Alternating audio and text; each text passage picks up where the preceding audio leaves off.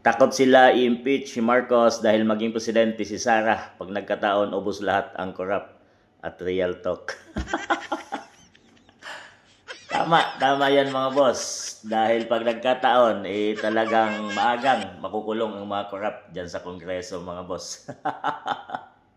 Alam natin scripted at ibinasura na nga ng tuluyan ang dalawang impeachment case na isinampa laban kay BBBM. Binasura na kahapon ng House Justice Committee mga boss at sinasabing walang basihan at walang sapat na ebidensya ang dalawang kasong isinampa laban kay PBBM. So alam na natin yon, yun ay scripted na kaso na ginawa nila mga boss at pinangunahan nga nila. Ganong kataba ang utak ng mga kaalyado ni PBBM dyan sa Congress. So Makabayan Black at yung isang nagsampa ng kaso at ibinasura agad yan.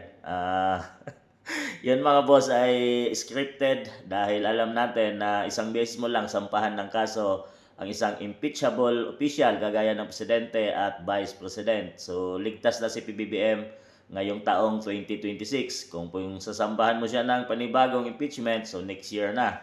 So, ngayon, talagang alam na ng buong sambayan ng Pilipino na yon ay isang gawa-gawa lang nila para maligtas si PBBM. Dahil kung totoong kaso talaga ay hindi nila tinanggap yung kaso ng mga abogado, attorneys, na yun ay may sapat na matibay na talaga mga boss, ebidensya. Pero hindi nila tinanggap yon nung maghain sa kongreso mga boss. So ganon sila kataba ang utak. Dahil kung magkataon ma-impeach si PBBM mga boss, mapapaaga na magiging presidente si VP Inday Sara dahil ayon sa batas ng Pilipinas, ang papalit na pag nagkataong ma-impeach or magkasakit or bumaba sa pwesto ang presidente ay vice president mga boss. So yan ang nakasaad sa batas.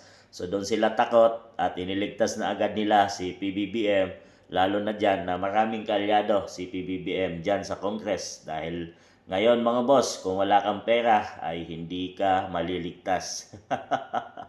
So nandyan, dyan nga nadali si FPRRD mula nung sabihin niyang garbage o maraming buhaya dyan sa Kongreso. Nandyan nagmula ang mga kawatan. Sabi nga ni FPRRD noon na pag pumasok ka dyan, naka-ano ka lang, naglalakad, paglabas mo daw ng Congress, naka-kotse ka na at naka-Rolex na.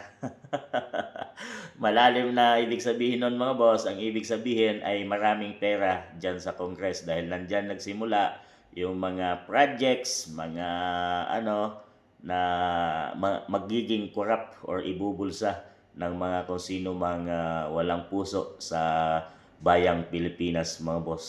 So yan talaga, inaasahan na natin na takot talaga sila kay BP Inday. Dahil si BP Inday ay may straight na pananaw na hindi nila kayang bilhin mga boss. So yun talaga ang kanilang kinakatakot. So kapag ka nagkaganon, mapapaaga maging presidente si BP Inday at mapapaaga yung kanyang paniningil na sinasabi niyang darating yung kanyang paghuhukom mga boss sa 2028. Pero kaya iniligtas nila si PBBM sa impeachment para hindi maupo ang babaeng to na kanilang kinakatakutan ngayon mga boss. Ano sa tingin niyo?